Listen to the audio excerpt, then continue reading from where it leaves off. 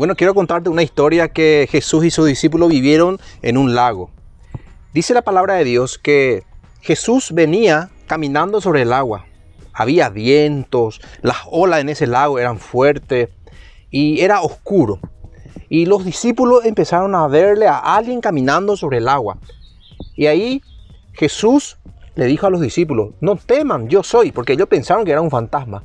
Y cuando Jesús dijo: no teman, yo soy, Pedro dijo: si eres tú, manda que yo vaya a ti sobre las aguas. Y Jesús le dijo a Pedro: ven.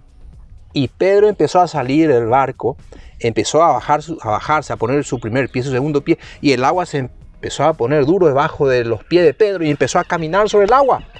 Que Jesús camine sobre el agua, Él es Dios, podía, pero que Pedro camine sobre el agua es algo impresionante. Pedro estaba empezando a experimentar un milagro tremendo. Y los 11 discípulos estaban mirando a Jesús, a Pedro, caminando sobre el agua. Pedro pudo caminar sobre el agua mientras él miraba a Jesús. Dice la Biblia que había vientos, fuerte viento. Las olas se movían, pero a pesar de eso, Pedro podía caminar sobre el agua porque estaba mirando a Jesús. Su enfoque era Cristo. Pero dice que las olas y los vientos se volvieron más fuertes.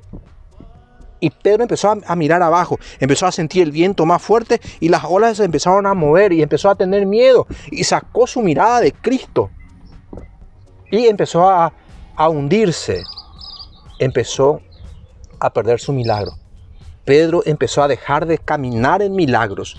¿Por qué? Porque dejó de mirar a Jesús.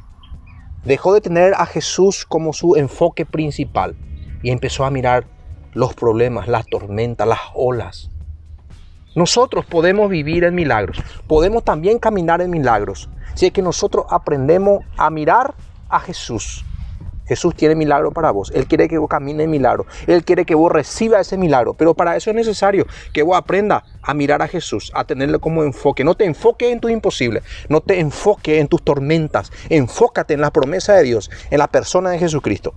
Y vas a recibir tu milagro. Hay milagro para vos esperando. Yo quiero orar contigo.